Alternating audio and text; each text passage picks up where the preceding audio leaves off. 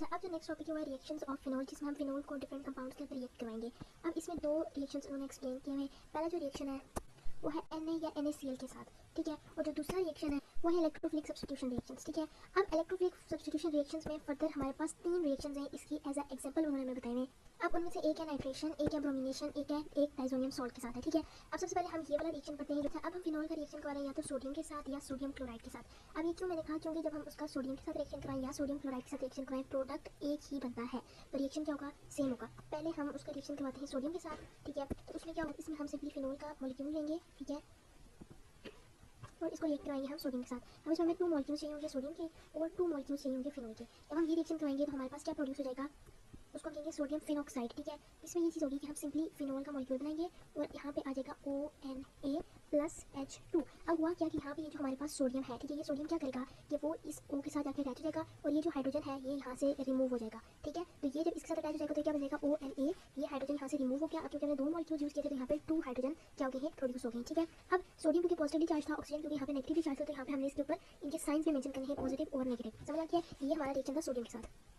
अच्छा, अब जो दूसरा रिएक्शन है उसमें हमारे पास क्या गया है, सोडियम हाइड्रोक्साइड आ गया। अब इसमें सिंपली क्या होगा, कंसेप्ट वही है कि यही सोडियम, जैसे यहाँ पे H को इस सोडियम ने रिप्लेस किया था, ठीक है, यहाँ पे भी ये सोडियम क्या करेगा, इसी H को रिप्लेस कर देगा, तो ये सोडियम इस H की जगह चला जाएगा और ये H रिमूव हो जाएगा। तो हमारे पास क्या बनेगा, बेंजीन रिंग, ठीक है। अब क्योंकि O था वही रहेगा और H की जगह हमारे पास क्या आ गया, Na, ठीक है, पॉजिटिव साइन नेगेटिव साइन, क्योंकि ऑक्सीजन क्या था, नेगेटिव था, ये Na था पॉजिटिव था, और ये इसलिए ऑक्सीजन ने इसको क्या किया, अटैक किया, ये हाइड्रोजन की जगह रिमूव हो जाएगा और यहाँ पे ये OH बच गया। तो क्या बनाएंगे, मिलकर वाटर बना देंगे, तो प्लस H2O रिलीज हो जाएगा, ठीक है। ये दो हमने रिएक्शंस जब बनाए हैं तो इन दोनों रिएक्शंस के अंदर जो कंपाउंड प्रोड्यूस हुआ है वो यही प्रोड्यूस हुआ है, मतलब कि यहाँ पे ये जो सोडियम फिनॉक्साइड है यही सोडियम फिनॉक्साइड यहाँ पे भी प्रोड्यूस हो गया, ठीक है। तो ये वाला जो कंपाउंड होगा ये भी क्या है, सोडियम फिनॉक्साइड है, ठीक है। अब नेक्स्ट हम पढ़ने जा रहे हैं इलेक्ट्रोफिलिक सब्स्टिट्यूशन रिएक्शंस।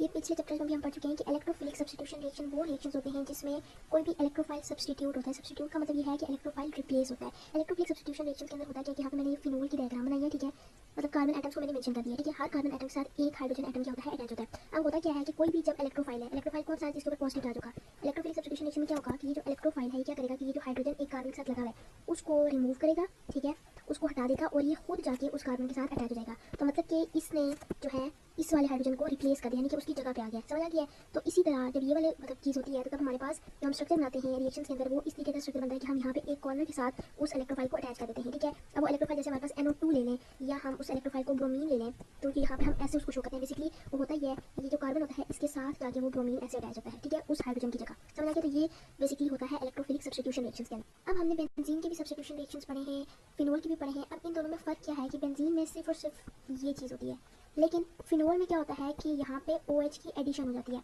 अब फिनोल और बेंजीन के अंदर जो इलेक्ट्रोफिलिक सब्स्टिट्यूशन रिएक्शंस होते हैं उनमें डिफरेंस ही किस वजह से आता है, इस हाइड्रोक्साइल ग्रुप की वजह से आता है। क्यों, क्योंकि ये जो हाइड्रोक्साइल ग्रुप है ये है electron donating group. Electron donating group का मतलब ये है कि ये क्या करेगा, इलेक्ट्रॉन्स को डोनेट करेगा इस रिंग में, ठीक है। इलेक्ट्रॉन्स इस वजह से इसकी वजह से इस रिंग में जाएंगे। अब इस रिंग में जब इलेक्ट्रॉन्स जाएंगे तो इस रिंग के अंदर इलेक्ट्रॉन की डेंसिटी क्या हो जाएगी, बढ़ जाएगी।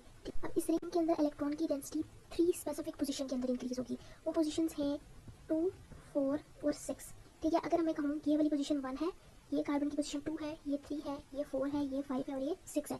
जहाँ पे कॉर्नर होते हैं वहाँ पे कार्बन एटम्स प्रेजेंट होते हैं। तो 2, 4 और 6 पोजीशन पे स्पेसिफिकली इलेक्ट्रॉन की डेंसिटी इंक्रीज होती है और जहाँ पे इलेक्ट्रॉन की डेंसिटी इंक्रीज होती है वो जगह ज़्यादा रिएक्टिव हो जाती है। तो मतलब कि अगर हम फिनोल का किसी भी कंपाउंड के साथ इलेक्ट्रोफिलिक सब्स्टिट्यूशन रिएक्शन करवाएंगे तो वो कंपाउंड इन्हीं पोजीशन पे आके क्या होंगे, अटैच होंगे, क्योंकि यही वो पोजीशंस हैं जो सबसे ज़्यादा रिएक्टिव है, यहीं पे इलेक्ट्रॉन की डेंसिटी ज़्यादा हुई है। अब हम आ जाते हैं पहला जो हमारे पास था जिसमें हमने 3 पढ़े थे रिएक्शंस, नाइट्रेशन था, ब्रोमिनेशन था और विद डाइजोनियम सॉल्ट था। सबसे पहले हम आ जाते हैं नाइट्रेशन की तरफ। अब नाइट्रेशन में क्या होता है कि फिनोल के अंदर नाइट्रो ग्रुप की एडिशन होती है, मतलब फिनोल के ऊपर जाके नाइट्रो ग्रुप अटैच होता है। नाइट्रो ग्रुप हम किसको कहते हैं, NO2 को कहते हैं। तो फिनोल के साथ जब NO2 ग्रुप अटैच हो जाता है तो उसकी क्या हो जाती है, नाइट्रेशन हो जाती है।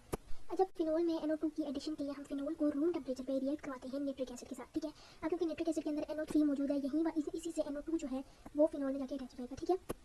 अब इसके लिए हम 2 रिएक्शंस करेंगे। एक रिएक्शन के अंदर हम डाइल्यूट HNO3 को यूज़ करेंगे, ठीक है, और एक रिएक्शन के अंदर हम कंसनट्रेटेड HNO2 को यूज़ करेंगे, ठीक है। अब हम सबसे पहले डाइल्यूट HNO3 के लेते हैं। अब जब हम डाइल्यूट HNO3 के साथ फिनोल का रिएक्शन करवाएंगे तो जो NO2 है, ठीक है, वो या तो इस पोजीशन पे या तो इस पोजीशन पे जाके अटैच होगा। 2 और 4 पोजीशन पे जाके अटैच होगा। तो जो प्रोडक्ट होगा वो उसकी 2 पॉसिबिलिटीज़ होंगी, ठीक है। तो जब सेकंड पोजीशन पे NO2 अटैच होगा तो उसको हम कहेंगे 2 नाइट्रोफिनोल, और अगर फोर्थ पोजीशन पे नाइट्रो ग्रुप अटैच होगा तो हम उसको कहेंगे 4 नाइट्रोफिनोल, ठीक है। जब हम फिनोल का डाइल्यूट नाइट्रिक एसिड के साथ रिएक्शन करवाते हैं तो 2 प्रोडक्ट्स की फॉर्मेशन होती है या पॉसिबिलिटी होती है, इन दोनों में से कोई एक भी बन सकता है, ठीक है। क्या होता है कि या तो सेकंड कार्बन पे NO2 अटैच हो जाएगा या फोर्थ कार्बन पे NO2 अटैच हो जाएगा, ठीक है।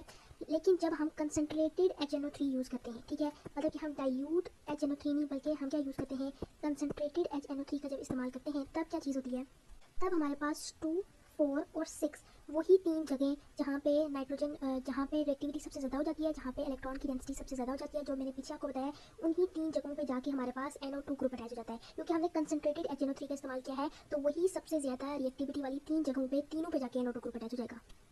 तो इस तरीके का हमारे पास प्रोडक्ट बनेगा जिसमें सेकंड पोजीशन पे, फोर्थ पोजीशन पे और थर्ड 6 पोजीशन पे तीनों पोजीशंस पे NO2 ग्रुप अटैच हो गया है। तो इस कंपाउंड को हम क्या कहेंगे, 2, 4, 6 ट्राई, क्योंकि 3 नाइट्रो है, ठीक है, तो 2, 4, 6 ट्राई नाइट्रोफिनोल इसका नाम होगा, ठीक है। और अब जो हमारे पास बाय प्रोडक्ट बचेगा या एक्स्ट्रा जो प्रोडक्ट बचेगा वो हो जाएगा 3 वाटर के मॉलिक्यूल्स, ठीक है, क्योंकि यहाँ से क्योंकि NO2 यहाँ से रिमूव हो गया, यहाँ पे हमारे पास क्या बचेगा, एक O बचेगा, एक H बचेगा, यहाँ से एक H रिमूव हुआ है, एक H यहाँ से रिमूव हुआ है, एक H यहाँ से रिमूव हुआ है। तो इस तरह करके 3 वाटर्स के मॉलिक्यूल रिलीज हो जाएंगे और यहाँ पे 3 जगहों पर जाके NO2 अटैच हो जाएगा। अच्छा, अब नेक्स्ट हमारे पास आ जाती है bromination of phenol. Bromination of phenol में क्या होगा, ये फिनोल के अंदर हम ब्रोमीन को ऐड करवाएंगे सिंपली। अब इसके हमारे पास 2 रिएक्शंस होंगे, एक रिएक्शन हम करवाएंगे नॉन पोलर सॉल्वेंट के प्रेजेंस में और एक हम रिएक्शन करवाएंगे पोलर सॉल्वेंट के प्रेजेंस में, ठीक है।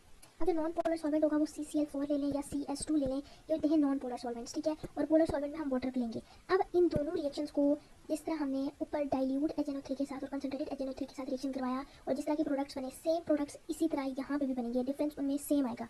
अब मैं आपको एक्सप्लेन करती हूँ किस तरह।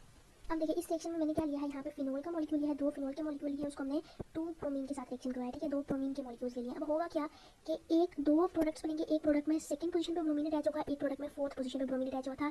सिंपल, जब हमने NO2 की बात की थी, जब हमने उसको डाइल्यूट HNO3 के साथ करवाया था, तो एक 2 पोजीशन पे NO2 अटैच हुआ था, एक फोर्थ पोजीशन पे। इसी तरह यहाँ पे भी है कि जब हम नॉन पोलर सॉल्वेंट CCl4 या फिर CS2 की प्रेजेंस में ये वाला रिएक्शन करवाते हैं तो तब 2 प्रोडक्ट्स की पॉसिबिलिटीज हो सकती है, एक फोर्थ पोजीशन पे ब्रोमीन अटैच होगा, एक सेकंड पे, ठीक है। तो इसको कहेंगे 2 ब्रोमोफिनोल और इसको कहेंगे 4 ब्रोमोफिनोल, ठीक है, और साथ 2 HBr रिलीज हो जाएगा। अब सेकंड रिएक्शन में जब हम इसका रिएक्शन करवाते हैं फिनोल का, उसी तरह 3Br2 यहाँ पे लेंगे, ठीक है। तो हम अब किसकी प्रेजेंस में करवा रहे हैं, पोलर सॉल्वेंट वाटर की प्रेजेंस में करवा रहे हैं। तो क्या होगा कि तीनों पोजीशन पे, 2 पोजीशन पे, 4 पोजीशन पे और 6 पोजीशन पे, तीनों पोजीशन पे ब्रोमीन अटैच हो जाएगा, वही 3 सबसे ज़्यादा रिएक्टिव पोजीशंस, ठीक है, और साथ 3HBr इसमें रिलीज हो जाएगा, ठीक है।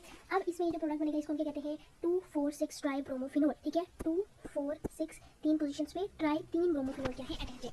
अब ये जो रिएक्शन होता है, इस रिएक्शन में ये होता है कि ये ब्रोमीन वाटर होता है, इस ब्रोमीन वाटर का रेडिश ब्राउन कलर होता है। कौन सा कलर होता है, रेडिश ब्राउन कलर होता है, ठीक है। अभी जो ब्रोमीन वाटर है इसका रेडिश ब्राउन कलर डिसअपियर हो जाता है, ठीक है, इस सेक्शन के अंदर इसका रेडिश ब्राउन कलर डिसअपियर हो जाता है और ये जो बनता है प्रोडक्ट, इस प्रोडक्ट के वाइट प्रेसिपिटेट्स बनते हैं, ठीक है, इस प्रोडक्ट्स के वाइट प्रेसिपिटेट बन जाते हैं। तो क्या होता है कि वाइट प्रेसिपिटेट्स बन जाते हैं और ये जो ओवरऑल रिएक्शन है इसको हम यूज़ करते हैं फिनोल को आइडेंटिफाई करने के लिए, ठीक है, टू आइडेंटिफाई फिनोल, ठीक है। तो ये वाला हम रिएक्शन इसमें यूज़ करते हैं, ठीक है। और इसमें क्या होता है कि ब्रोमीन का रेडिश ब्राउन कलर डिसअपियर हो जाता है और इस जो प्रोडक्ट है इसके वाइट प्रेसिपिटेट्स बन जाते हैं। नेक्स्ट हमारे पास आ जाता है, अब सोडियम को हमने रिएक्ट करवाना है डाइजोनियम सॉल्ट के साथ। बेंजीन का जब हम रिएक्शन करवाते हैं, फिनोल का जब हम रिएक्शन करवाते हैं बेंजीन डाइजोनियम सॉल्ट के साथ, तो हमारे पास क्या प्रोड्यूस होता है, ये भी एक इलेक्ट्रोफिलिक सब्स्टिट्यूशन रिएक्शन है, ठीक है। और इस पे एंड पे हमारे पास एक एजो कंपाउंड की प्रोडक्शन होती है, ठीक है। तो हमने बस ये चीज़ याद रखनी है कि जब हम फिनोल का रिएक्शन करवाते हैं बेंजीन डाइजोनियम सॉल्ट के साथ, तो हमारे पास क्या प्रोड्यूस होता है, एजो डाई भी उसको कह सकते हैं या एजो कंपाउंड भी उसको कह सकते हैं, ठीक है। अब इस रिएक्शन के अंदर हम डायरेक्टली बेंजीन को डाइजोनियम के साथ, साल्ट के साथ रिएक्ट नहीं करवाते। हम क्या करवाते हैं, पहले हम फिनोल को, ये जो ऊपर सबसे पहले जो रिएक्शन हमने पढ़ा था, फिनोल को पहले सोडियम के साथ रिएक्ट करवाते हैं या सोडियम हाइड्रोक्साइड के साथ रिएक्ट करवाते हैं, जिससे सोडियम फिन ऑक्साइड बन रहा था। तो ये सोडियम फिन ऑक्साइड हमें चाहिए होता है जो कि जाके बेंजीन डाइजोनियम सॉल्ट के साथ रिएक्ट करता है, ठीक है। तो direct phenol benzene diazonium salt के साथ रिएक्ट नहीं करता, बल्कि पहले फिनोल को हम इसके साथ रिएक्ट करवाते हैं और फिर जाके हमारे पास सोडियम फिन ऑक्साइड जो बनता है वो बेंजीन डाइजोनियम सॉल्ट के साथ रिएक्ट करता है, ठीक है। तो इसके लिए हमें फिर 2 रिएक्शन सीखने पड़ेंगे। पहले रिएक्शन में फिनोल रिएक्ट करेगा सोडियम हाइड्रोक्साइड के साथ और प्रोड्यूस करेगा सोडियम फिन ऑक्साइड जो कि ये है और वाटर, ठीक है। अब ये जो सोडियम फिन ऑक्साइड है वही मैंने पढ़ा था, वही मैंने आपको बताया था कि जो सोडियम है ये इस H को रिप्लेस कर देता है, ठीक है, और ये रिमूव हो जाता है, सोडियम ऑक्सीजन के साथ जाके क्या हो जाता है, अटैच हो जाता है। तो उसी की वजह से हमारे पास यहाँ पे सोडियम फिन ऑक्साइड बनेगा। अब ये sodium phenoxide benzene diazonium salt के साथ रिएक्ट करेगा। अब इसी हम सोडियम फिन ऑक्साइड को लेंगे, ठीक है, और ये सोडियम फिन ऑक्साइड रिएक्ट करेगा बेंजीन डाइजोनियम सॉल्ट के साथ, और वो क्या था, बेंजीन रिंग थी और साथ इसके क्या अटैच था, N triple bond NCl positive negative. ये पिछली वीडियो में मैंने इसको एक्सप्लेन किया था। तो अब ये और ये आपस में रिएक्ट करेंगे तो हमारे पास एक बहुत ही इंपॉर्टेंट कंपाउंड बनेगा जिसको मैंने आपको पहले बताया, एजो डाई या एजो कंपाउंड कहते हैं, और ये होता है सिंपलेस्ट एजो कंपाउंड, ठीक है। अब इसमें होता क्या है, क्योंकि 2 रिंग्स हैं, ठीक है, तो हम क्या बनाएंगे, यहाँ पे 2 रिंग्स बनाएंगे क्योंकि हमने इन दोनों को ज्वाइन करना है। एक रिंग यहाँ पे बन गई, एक रिंग यहाँ पे बन गई, ठीक है, 2 रिंग्स होंगी और ये जो 2 रिंग्स होंगी ये आपस में नाइट्रोजन ब्रिज के साथ अटैच होंगी। अब नाइट्रोजन ब्रिज क्या है कि एक कॉर्नर में नाइट्रोजन, दूसरे के साथ नाइट्रोजन और 2 नाइट्रोजन आपस में में विद ट्रिपल बॉन्ड क्या होंगे, अटैच होंगे, ठीक है। और क्या होगा कि जो एक बेंजीन रिंग है इसके एक साइड पे OH अटैच होगा, तो ये जो पूरा कंपाउंड हमारे पास बनेगा, इस पूरे कंपाउंड को हम कहते हैं एजो कंपाउंड, ठीक है, जो कि फिनोल और बेंजीन डाइजोनियम सॉल्ट के रिएक्शन से बनता है। डायरेक्ट फिनोल नहीं बल्कि सोडियम फिन ऑक्साइड और बेंजीन डाइजोनियम सॉल्ट के रिएक्शन से ये वाला कंपाउंड बनता है, इसको कहते हैं एजो कंपाउंड, ठीक है। अब ये जो एजो कंपाउंड होता है, इस एजो कंपाउंड को यूज़ करके डाइज बनाई जाती हैं, ठीक है, इसको एजो डाइज भी कहा जाता है, ठीक है।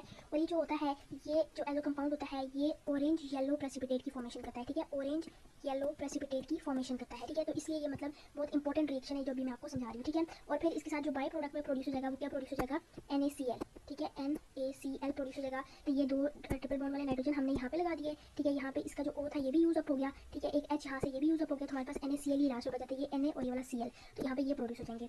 तो हमने सारे इसके रिएक्शंस पढ़ी हैं फिनोल की। पहले हमने ये रिएक्शन करवाया सोडियम और सोडियम हाइड्रोक्साइड के साथ, फिर हमने उसके इलेक्ट्रोफिलिक सब्स्टिट्यूशन रिएक्शंस पढ़े तीन, एक नाइट्रेशन, ब्रोमिनेशन और विद डाइसोनियम सॉल्ट, ठीक है। और दोनों में तकरीबन दो रिएक्शंस ही थे, ये पहले डाइल्यूट HNO3 के साथ था, फिर कंसंट्रेटेड HNO3 के साथ था, ये पहले नॉन सॉल्वेंट के साथ हमने किया था और फिर वाटर के साथ किया था, ठीक है। इसके भी दो रिएक्शन थे, इसके भी दो रिएक्शन थे और इसके भी दो रिएक्शन थे। पहले हमने सोडियम फिनॉक्साइड प्रोड्यूस किया और उसको डाइसोनियम सॉल्ट के साथ ट्रीट करवाया ताकि एजो कंपाउंड प्रोड्यूस हो, ठीक है। और एक इंपॉर्टेंट बात ये है कि जो एजो कंपाउंड मैंने बनाया था, ठीक है, उसमें ये जो बीच में आ जाता है नाइट्रोजन का ट्रिपल बॉन्ड नाइट्रोजन के साथ होकर दो इन रिंग्स को जोड़ता है, इसको हम कहते हैं नाइट्रोजन ब्रिज, ठीक है। ये भी एक इंपॉर्टेंट बात है जो कि मतलब इन दो उनको जोड़ के रखते हैं, इसको हम कहते हैं नाइट्रोजन ब्रिज, ठीक है। और ओवरऑल कंपाउंड को हम एजो कंपाउंड कहते हैं जो कि ऑरेंज येलो प्रेसिपिटेट की फॉर्मेशन करता है। लास्ट में ये चीज़ बताइए कि बेंजीन और फिनोल में से ज़्यादा रिएक्टिव क्या होता है, बेंजीन होता है। और ये चीज़ पहले मैं एक्सप्लेन कर चुकी हूँ कि फिनोल इसलिए रिएक्टिव होता है क्योंकि उसके ऊपर एक OH ग्रुप लगा होता है, हाइड्रोक्सिल ग्रुप लगा होता है जो कि इलेक्ट्रॉन डोनेटिंग ग्रुप होता है, और ये इलेक्ट्रॉन्स को डोनेट करता है